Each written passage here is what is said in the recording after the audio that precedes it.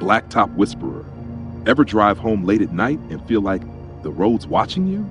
Yeah, I know how that sounds. But listen, I grew up in a town so small you could blink and miss it. Fairbridge, Maine. Population, barely 3,000. The kind of place where people know your dog's name but forget you got divorced. Roads are cracked, streetlights buzz like they're whispering secrets, and there's a stretch of highway out past Wicker's Pond folks call the Strip. Most people avoid it after dark. But I didn't. I was a road worker, asphalt crew, night shifts, hot tar, steam rising, machines humming like bees. Routine, back-breaking work, boots on before sundown, lunchbox full of lukewarm coffee and crushed cigarettes, and a neon vest that made me glow like a target in the dark. There were 6 of us on the crew. Foreman Ray, big guy with a bad back and worse breath. Mendez, who didn't talk much but swore he saw ghosts out on mile marker 17. And me, Danny Wilder. 34, divorced, tired of my own story. I laid blacktop for a living, patching up the veins of this dying town, pretending I was building something that would last. But the Strip had a reputation, not just for the way headlights disappeared in the fog like they'd been swallowed, or how tires squealed louder than they should on fresh tar. It had a sound, a low hum you felt in your chest. Some said it was the machines, others said it was the souls of everyone that had died on that road. We laughed about it. We had to. When you work the graveyard shift long enough, you start laughing at things that should chill your bones. But that night, the road laughed back. It started subtle. I was smoothing a fresh pour, just me and my roller, when I heard it. A whisper, not wind, not static. A voice, low, gravelly, coming from the asphalt itself. I thought I was losing it. Sleep deprivation, maybe, or heat stroke. But then the voice said my name. Clear as day, Danny. I froze. Looked around. No one, just steam. And that voice, rising from the pavement like breath from the devil's mouth. That was the first night. After that, the road started. Changing. Patches we poured would crack overnight. Perfect, unnatural lines, like veins crawling through a body. Not random. They branched, moved. I showed Mendez once, he wouldn't walk on it after that. The crew joked at first. Ray said the heat was baking our brains. Even laughed when one of the rollers seized up and wouldn't move forward, like the tires were sinking. Like something below didn't want it to. But I stopped laughing after the cat. A stray, black with a notched ear, used to hang around our site, begging scraps. One night it wandered onto the fresh pour. I saw it, I shouted, but before I could reach it, the surface buckled. Just a twitch in the blacktop, and the cat was gone. Gone. Not stuck, not injured, just swallowed whole. No sound, no splash, like it was never there. I tried to tell Ray, he looked at me like I was drunk. Mendez believed me though, said he'd seen a face, his mother's face, looking up at him through the tar, smiling. And his mother's been dead 10 years. Then the accident started. First, a cyclist, hit and dragged 50 feet, even though the driver swore he saw no one on the road. Then a school bus veered off the shoulder into a ditch. No brake marks, no skid, like something pushed it. The kids, all safe. The driver, eyes wide open, stone dead, hands frozen to the wheel like he'd seen something impossible. And the whisper, it didn't stop, got louder, more urgent, more personal. It didn't always say my name anymore. Sometimes it said help. Other times it said bury him. Whatever it was, the road had a voice. And I was starting to think it wanted more than to be heard. One night, I stayed late, alone, couldn't sleep, could not hear it anymore. The whisper had crawled inside my skull, nested there like some oily parasite. I needed answers. The others were long gone. Machines powered down, cones stacked in the ditch. I walked out onto the strip. No vest, no tools, just boots crunching gravel and the taste of ash in the air. The moon was a dull coin behind fog, and the asphalt gleamed like wet skin. I stopped at the center line, and I asked, "What do you want from me?" The ground shuddered. Not like an engine's hum. No, this was deeper. A heartbeat. The steam thickened, hot and sweet, and for a moment the air smelled like tar and rot. Then came the crack, sharp, clean. The road split open right beneath my boots, and I saw them. Bodies, layer after layer, old ones, new ones, all twisted into the blacktop like fossils in fresh stone. Eyes wide, mouths frozen mid-scream, skin melted to pitch. The strip wasn't laid over the dead. The strip was the dead. Their faces shifted under the light. I saw Mendez. I saw Ray. I saw my father. He'd vanished on this same stretch when I was 10. He opened his tar-black mouth and whispered, "Feed it." That's when I understood. They weren't accidents, they were offerings. The road wasn't cursed, it was hungry. And we, the asphalt crew, we'd been its caretakers. Every layer we poured, every patch we sealed, wasn't repair, it was ritual. Keeping the thing beneath fed and quiet, the whisper rose into a scream. Dozens of voices overlapping, all calling one name, mine. I stumbled backward, but the tar rippled like water. Hands, slick, burning hot, shot out, grabbing my ankles. Faces surfaced, pleading, weeping. And then, from the darkness behind me, Ray's voice. "Time to pave, damn it." He was standing at the edge of the pit, eyes hollow, vest gleaming like a halo of neon. His hands held the asphalt hose, spewing molten black like a preacher's sermon. I screamed. He smiled. And before I could move, before I could even breathe, the blacktop rose up like a wave and swallowed me whole. I don't remember getting back to the truck. One minute I was knee-deep in hell, tar boiling around my legs, faces screaming from the pit. The next, I was behind the wheel, engine idling, steam clinging to the windshield like breath. My hands were clean. My boots, not so much. They squelched when I moved. Black, sticky muck clung to the soles like it had grown there. The inside of my ears rang like I'd been listening to a jet engine scream lullabies. But worse than the ringing was the silence. The whispers were gone.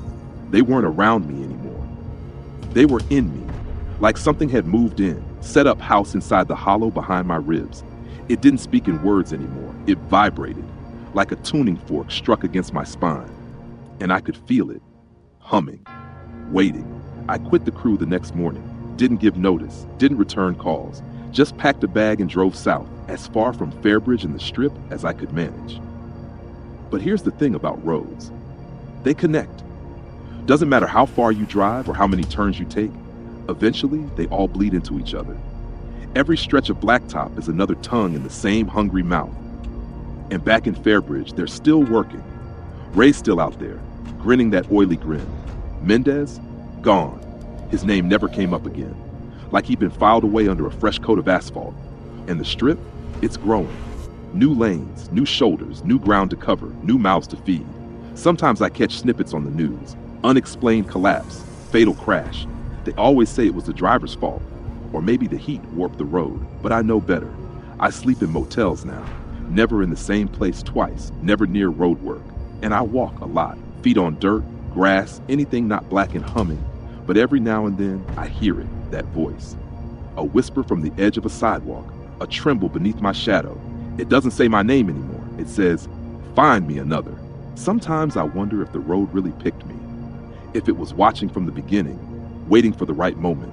Or maybe deep down, I wanted to hear it. You spend enough nights laying down fresh blacktop, breathing in fumes and silence, you start to wonder what you're really covering up. Every road we build buries something. Old paths, forgotten homes, bones no one claimed. History doesn't get erased. It gets paved over. And now I see things differently. I don't work the roads anymore. I don't even drive most days.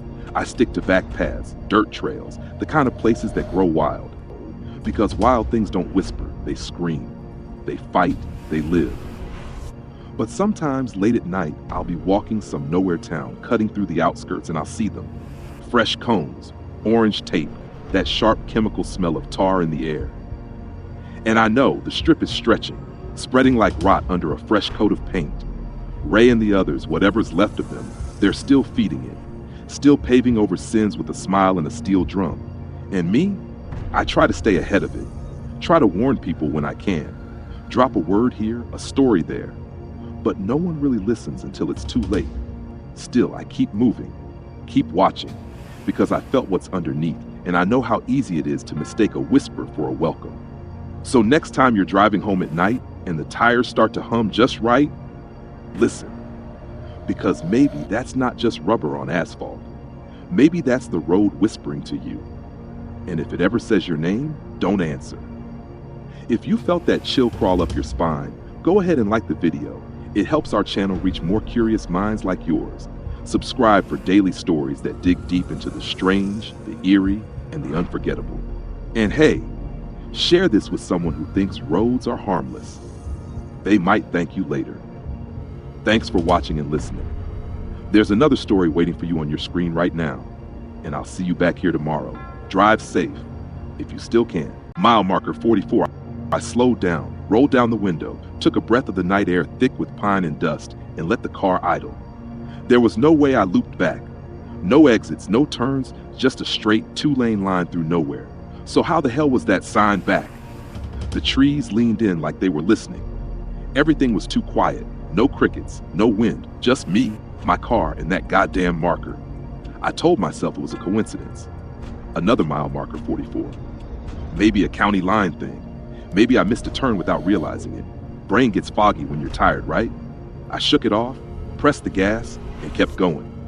But as the shadows got longer, the road didn't change. Same broken shoulder, same dead possum near the edge. And 30 minutes later, there it was again. Mile marker 44.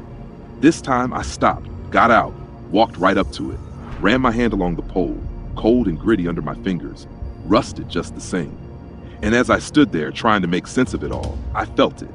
That slow, creeping feeling you get when someone's watching. The kind that doesn't startle you, not at first. Just a shiver up the spine like a whisper too low to hear. I turned fast, nothing but the long stretch of road behind me. But then I noticed something else. Across the road, just beyond the tree line, a light, flickering, orange like fire, gone if you blink too long. I told myself not to go. Not to be that guy in the story who goes into the woods when he should just drive away.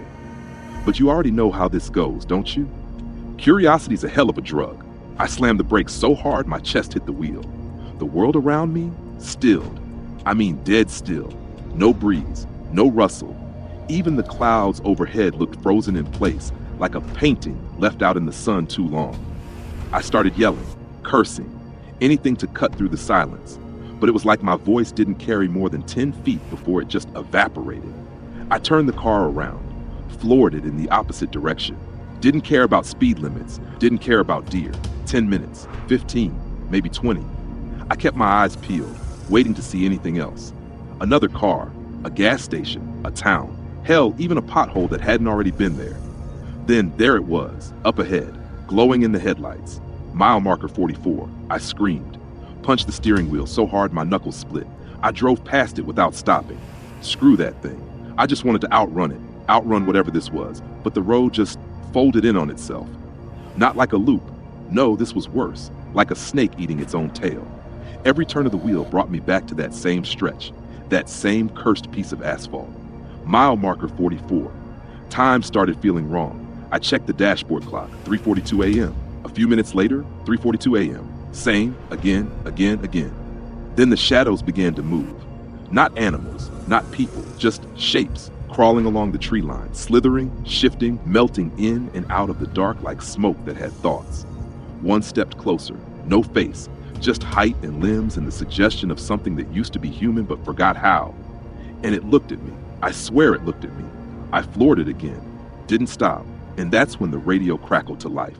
Not music, not a voice, just a child's laughter, high-pitched, echoing like it was bouncing off the inside of my skull. Then a voice, familiar. My daughter. Daddy. You're late. Like reality forgot how to hold itself together. The sky blinked black. The road warped like hot metal. And the trees, they bent inward, clawing at the night with branches like fingers. I gripped the wheel, knuckles bone white, heart jackhammering behind my ribs. Everything blurred. The sign flashed past me, mile marker 44. And suddenly the car wasn't on the road anymore. It was falling. I mean falling. No gravity, no sound, just a sickening lurch as if the earth itself had dropped out from under me. Colors smeared across the windshield. Orange, red, ultraviolet things that don't exist in sane skies. And through it all, that voice. My daughter's voice. Only it wasn't her anymore. The sweetness had soured. It layered, echoed, mocking. Daddy, you're late. And then, impact. I hit the ground like a bag of bones. Airbags didn't deploy. Seatbelt didn't catch. I was thrown forward, skull cracking the windshield, blood in my mouth, ears ringing like church bells underwater. The world steadied, sort of. I was on the side of the road, engine hissing, hood smoking. And there it was, up ahead, still, waiting, mile marker 44. But this time, it wasn't alone. Figures lined the shoulder, dozens, all of them in stillness, silent. Same jacket, same face, mine. Some were burned, some bled from the eyes. Some just stood, mouths open, eyes vacant, like they'd been screaming for hours but ran out of sound. Each one was a version of me that never made it out, a life lived 1 mile too long. I stepped out of the car, knees shaking, and one of them, one that looked exactly as I did at that moment, spoke. "You're here now. You've always been here." I looked back. No car, no road, just trees, darkness, and that humming in the air again. I turned back to face him, to face myself, and I asked the only question that mattered. "How do I leave?" He smiled, soft, like he pitied me. "You don't." Then all the other versions spoke at once. "You drive." And so I did, because that's what the loop demands, a road with no end, a sign with no mercy. Mile marker 44. I held it in my hand for a long time, turned it over, read the initials again. JW. But the last name wasn't Wells like mine. It was Wellsby. Close, too close. I'd never seen that version before. Not in this life. But somehow I knew it belonged to one of the others. One of the me's I left behind at mile marker 44. I laughed just once, dry, hollow, the kind of laugh you give when you've stopped trying to make sense of things. That night, I couldn't sleep. Every time I shut my eyes, I saw them, my reflections, lining the roadside like headstones that could breathe. I heard them too, not in words, in feeling, like a pressure just outside my hearing, a weight behind my thoughts. At breakfast the next morning, my daughter, 6 years old, gap-toothed and grinning, tilted her head and said, "Daddy, did you get lost?" I froze, spoon halfway to my mouth. "Why would you ask that?" She shrugged, kicking her feet under the table. "I saw you on the road last night, in my dream. You were driving in circles, over and over." I smiled like it was funny, like it was nothing. But my hand trembled, spilled milk in my cereal. Later that week, I Googled it. Mile marker 44, Route 117. Nothing came up, like it didn't exist or was erased. But I remembered the faces, the way they looked at me, not angry, not afraid, resigned. And then I found something, a news clipping from years back. Accident on Route 117. Driver vanishes near mile marker 44. Car found, but no body. The name, Jonathan Wellsby. That night, I couldn't stop myself. I went to the garage, sat in the driver's seat just for a moment, just to see. I turned the key. Engine rumbled to life, and for a split second, the radio crackled. That laugh again. High, childlike, echoing. "You're late." I shut it off, but the damage was done. Something saw me again, and I think I never really came back. Because what's behind you may not be behind you anymore. Some nights I still dream of the road, not just the loop, but what comes after. The place past the marker, where the sky rips like fabric and time doesn't follow numbers anymore. Where you see yourself, all the versions of yourself, and you finally understand you were never alone in that car. Something rode with you, something waits at that marker, and once it sees you, you belong to it. The days blur now. Conversations feel distant, like I'm tuning in halfway through. Sometimes I'll catch myself staring at my own reflection in windows or the rearview mirror, wondering if it's me looking back or one of them. The others. I don't go near Route 117, but the road, it found ways to follow. Every so often I'll hear a voice on the radio, cutting through static like a knife through cloth. "You're late." Sometimes I answer back. Sometimes I don't. But I always check the mirror. And I always see that sign in my mind. Green, rusted, waiting. Mile marker 44. Thanks for riding with me down this strange stretch of road. If this story sent a chill down your spine, help keep the headlights on, like the video to support the channel, and boost it for others who love twisted tales just like you. And don't forget, for daily stories, each darker than the last. Got a friend who always takes the long way home? Share this with them. Might save their life. Or something else. Thanks for watching and listening. There's another story waiting for you on screen. Click it if you dare. And I'll see you tomorrow, right back here. Same time, same road. Just don't look behind you. The rest stop, man. You ever stop at one of those lonely highway rest stops in the middle of nowhere? Yeah, me too. But here's something most people never think about. Those places are perfect for two things: taking a leak and disappearing forever. So let me tell you about the night I almost became a headline.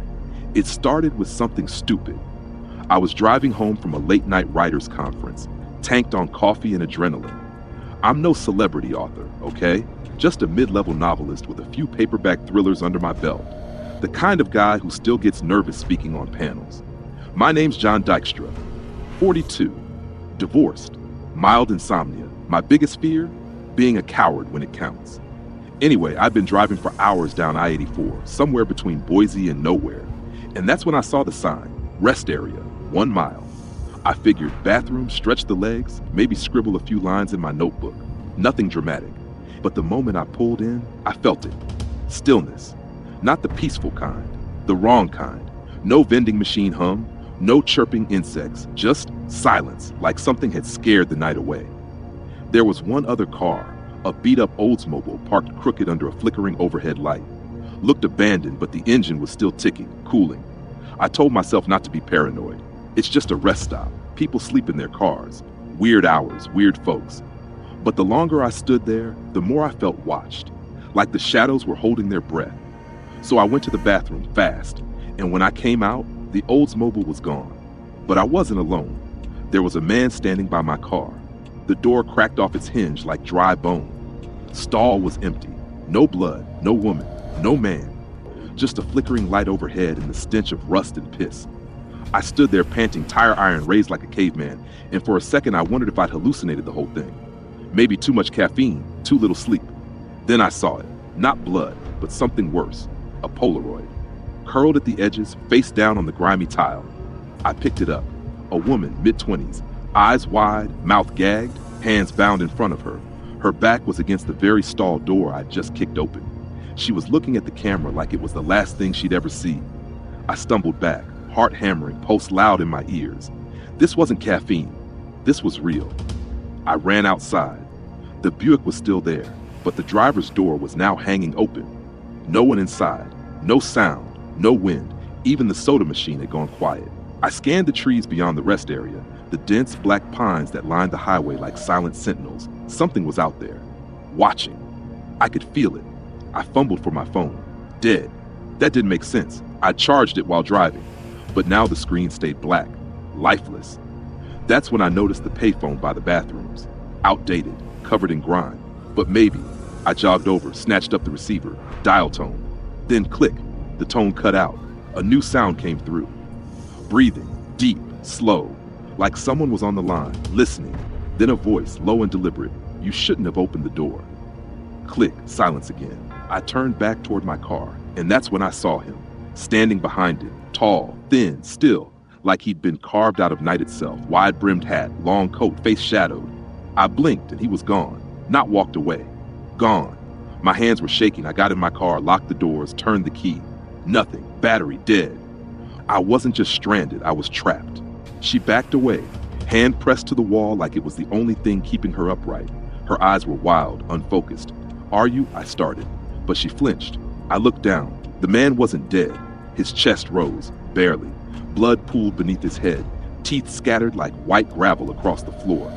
But his hand twitched, reaching for something. I kicked it away, a knife long and sharp hidden in the crease of his boot. The woman sobbed, not from pain, from something deeper. Please, she whispered. He's not alone. What? That's when I heard it. The Buick, its engine, roaring to life. But I'd watched it sit dead for 20 minutes. I turned just in time to see headlights swing toward the building. No driver behind the wheel.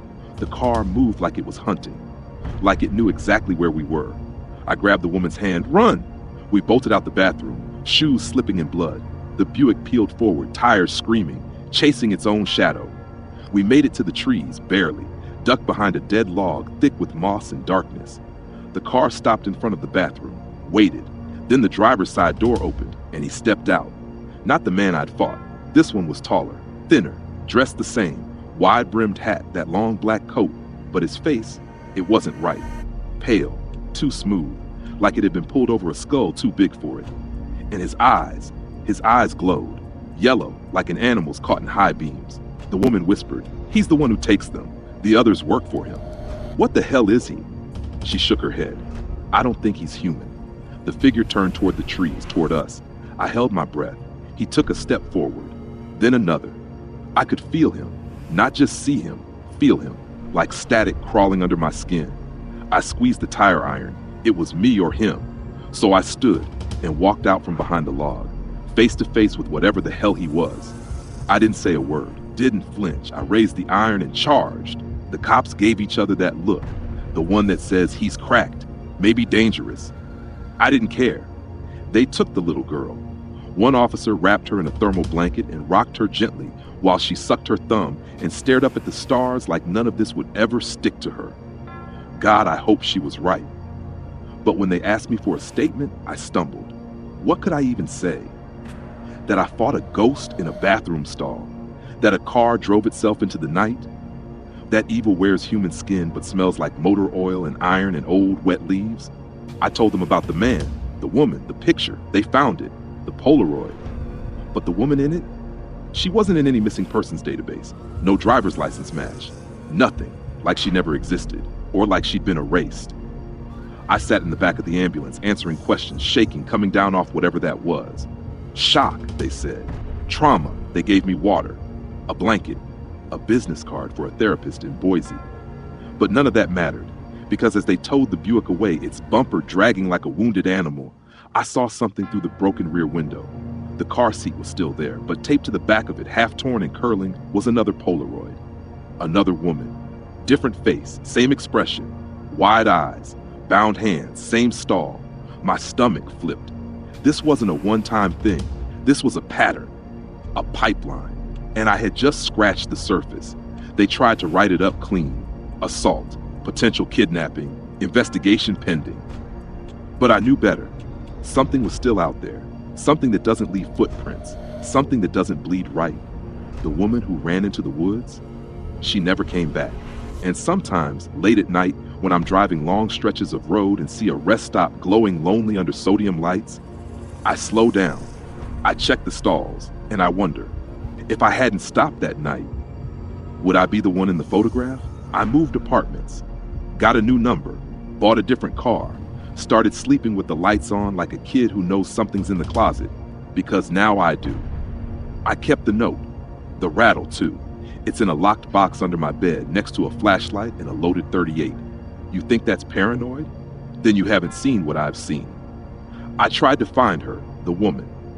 I looked through missing persons forums, Reddit threads, even scanned old rest stop surveillance leaks on the dark web. You know what I found? Dozens of photos. Different rest stops, different years, same look, same stall, same damn man. So some photos were blurry, sometimes crystal clear. But it was him, that tall thing in the wide-brimmed hat, always standing just out of focus like the camera refused to look directly at him. And every time, someone new goes missing. Not always a woman, not always a child, but always someone alone. Someone who thought a rest stop was a safe place to breathe for a minute. I don't think he's a man. I think he's something older, hungrier, feeding on fear and stillness and the people no one notices until they're already gone. I wish I could say I was the hero in all this, that I saved her, saved the kid, saved anyone. But the truth is, I'm still running from the guilt, from the memory, from the possibility that I only delayed the inevitable. Because if you ever stop at a rest area and you hear crying from the stall or see a crooked blue car with no plates and no driver, don't knock, don't look, and for God's sake, don't go inside, because he's still out there waiting. And next time, he might not miss. If this story chilled your blood, hit the like button to help others find it too. It really helps support the channel. Make sure you subscribe for daily spoken horror stories, stranger than fiction, darker than dreams. Share this with someone you know who takes those long drives at night. Maybe it'll make them think twice. Thanks for listening. There's another video waiting on your screen right now. Click it if you're brave enough. I'll see you back here tomorrow. Sleep light. Wrong way night. The sign should have been my first clue. But tired minds do stupid things, and I was running on fumes. Coffee bitter, eyes stinging. I kept going, thinking maybe it was a prank or a construction detour. That's what logic does. It builds walls to keep the fear out. The trees started getting thicker, too thick. Pine and ash leaning in like they had secrets, like they wanted to whisper things through the cracked window of my truck. The air changed too, cooler still, like the woods were holding their breath. Then I passed a house. No, not a house, a shadow of one. Half standing, shingles peeled like old skin, windows dark and blank. And I swear to you, there was a light upstairs, flickering, faint, like someone had just walked through. That was the second clue. But I didn't stop. I didn't even slow down. The road narrowed. A curl of fog slid in low, hugging the asphalt like it knew where it was going. And the further I drove, the more my headlights started to fade, like they weren't cutting through the dark anymore, just being swallowed by it. Then the radio cut out. Dead silence. No static. No signal. Just the low hum of the engine and the sound of my own breath. That's when I noticed the mile markers were gone. No more 19, 20, 21.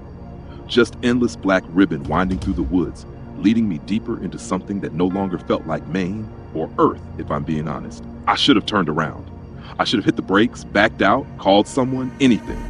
But I didn't, because just ahead, the fog broke for a second, and I saw a girl, standing right in the middle of the road, wearing white, barefoot, and staring straight into my headlights. Panic rose up my spine like ice water. I stumbled backward, heart punching at my ribs, throat tight. My truck, gone, not just stolen, gone like it had never existed. No tire marks, no heat from the engine. I called out again, louder, voice cracked. Hello? Anyone? Nothing. Then the blinking lights on the abandoned car flickered and stopped. Dead quiet again. No beeping, no ticking, just the low, bone-deep silence of the woods watching me. I thought about walking back, retracing my steps, trying to find where I'd gone wrong. But when I turned around, I swear to God, the road behind me had changed, twisted, shifted, like it had been rearranged when I wasn't looking. Tall trees leaned in where there hadn't been any. New branches arched overhead like blackened ribs, closing off the sky. It hit me then. I wasn't just lost. I was being kept. Still, I moved, fast, pushed past the car, kept my eyes forward. Something in me knew that looking back would be a mistake. Then, movement. Up ahead in the fog, a flicker, like a person walking or limping. I shouted, ran toward it, hoping, praying it was someone real. But the figure didn't stop, just moved further off the road into the woods. So I followed. Branches clawed at my arms, mud sucked at my boots. The deeper I went, the more everything started shifting. Trees bent the wrong way. Moss grew on all sides, not just the north. And the stars, when I could see them through the canopy, they were all wrong. Unfamiliar constellations glimmering like unfamiliar eyes. Still, I kept going, because I could hear her now. The girl, soft, broken sobs just beyond the next thicket. Help me, she whispered, not yelled, whispered, as if she knew exactly how far I'd come. When I broke through the last brush, I found her, standing at the edge of a black pond, moonlight flickering across the surface like oil. She turned to me, face pale, lips trembling, eyes gone, just Blackle staring into mine. I scrambled backward through the dirt, breath coming fast and sharp, lungs begging. My hands scraped over roots and rocks and something soft, something that twitched before I shoved myself upright. The thing wearing my face stepped closer. Its smile twitched at the corners, too wide, too hungry. Like a child drawing a face but getting the proportions wrong. Stay, it whispered again, voice crawling out of its throat like worms. I didn't answer. I bolted, ran through pitch black that bent around me like it wanted to keep me in. The forest twisted in ways it shouldn't. Trees breathed, the ground pulsed underfoot like I was running across something alive. My name echoed behind me, my voice calling me back. Come on, man, don't make it worse. Don't you want to rest? You're tired? Let go. But I kept running, until I saw it, the pond again, black as ink, still. And there, the girl. Only now, she wasn't crying. She was standing in the middle of the water, motionless, waiting. And beside her, the other me, grinning, like they'd been expecting me. I turned to run, but the woods behind me had closed. Trees arched like a gate, bark bleeding sap like black tar. There was only one way left, forward, to the pond, to them. My chest heaved, my mind screamed, but something in that water called to me, something ancient, hungry. You were chosen, the other me said. You saw the sign, you didn't turn back. And then, I remembered, I had seen the sign, but I didn't just ignore it, I chose it. Some part of me wanted this, needed this. A life too full of silence, of pain, of regret. I hadn't taken a wrong turn. I'd been looking for one. I stepped forward, one foot, then another. The water swallowed my ankles, then my knees. Ice cold, thick, like stepping into ink that clung to skin and soul. The girl smiled now, the other me opened its arms. And just as the water reached my chest, I made a choice, not to stay. Not yet. I screamed, every ounce of will I had boiling to the surface. I turned and ran back across the water, feet pounding against the impossible, reality tearing behind me like fabric in a storm, and I leapt. into black, into silence, into whatever came next. I stared into that mirror like it owed me answers. The reflection, my face, perfect in every detail, but cold, still, off by inches like a wax figure that hadn't finished setting. I blinked, it didn't. That's when I knew something came back with me. I tore my eyes away, heart hammering, sweat slick on my neck, shifted the car into drive and peeled out of there, gravel spitting behind me. The forest thinned, the sky brightened, the world crept back into color, like whatever had claimed the night was slowly letting go. By the time I hit town, people were waking up, joggers on sidewalks, coffee shops opening, life humming along, completely unaware that just a few miles out, something waited in the woods, licking its teeth. I pulled into a gas station, tried to act normal, bought coffee, paid cash. The clerk said, "You all right, man?" And I just nodded, not trusting my mouth to work right. In the bathroom mirror, my reflection blinked. Finally. But not with me, before me, just a beat. Just enough to know it was still off. I splashed water on my face, told myself I was tired, sleep deprived, hallucinating. But deep down, I knew, whatever I'd escaped, it hadn't let me go, not completely. Back home, things got worse. Mirrors warped around the edges, reflections delayed. My voice sometimes echoed before I spoke. And the worst part, I started seeing her, the girl, in dreams, in glass, in puddles, always standing by that black pond, eyes hollow, lips mouthing something I couldn't hear. Every night she got closer. My brother called, said I sounded different, that I laughed wrong. I stopped going out, stopped driving, stopped looking in mirrors. But one night I caught my reflection smiling while I wasn't, just smiling, like it knew something I didn't, like it was waiting. And now every morning when I wake up, the car keys are sitting by the door, polished, gleaming, like they're daring me to take Route 117 again. And somewhere out there, a sign still stands by the roadside. Fresh white paint, reflective, crisp letters, wrong way, turn back now. Only I know the truth. That sign isn't a warning, it's a dare. I still live in the same house, same street, same name on the mailbox, but it's not the same life. Some nights I wake up with mud on my boots, water in the bed. Sometimes I wake up outside, no memory of how I got there. Just the echo of a voice in my head whispering, "You took the wrong way, you stay." But I'm still here. I think I'm still me. And that reflection, it still plays its little games. Not every day. It's clever, this thing. Patient. Sometimes it blinks too late, or too early, or smiles when I'm stone-faced. And sometimes, God help me, it's not there at all. But the worst moment came last week. I looked in the mirror, and for the first time in months, the reflection was perfect. Too perfect. Synchronized, polished, real. I should have been relieved. Instead, I was terrified, because now it's not trying to scare me, it's trying to convince me. And I don't know which side of the glass I'm on anymore. I haven't told anyone. Who would believe it? A man haunted by a bad road, hunted by his own face? But you're listening, aren't you? So let me leave you with this. If you ever find yourself driving late, long after the last gas station, somewhere between exhaustion and autopilot, and you see that sign, "Wrong way, turn back now," don't test it. Don't think twice, because that road doesn't take you somewhere. It takes you. And you'll leave something behind, whether you know it or not. If you found yourself gripping your seat through that one, hit that like button to help more people find this channel. Your support really does make all the difference. Want more dark, strange stories like this every day? Tap subscribe, and don't forget to turn on notifications so you don't miss a single drop into the unknown. Share this with someone who drives alone at night, someone who needs a reason to stay on the main road. Thanks for watching and listening. Another story's waiting for you right here on screen. Click it when you're ready. I'll see you back here tomorrow, just not in the mirror.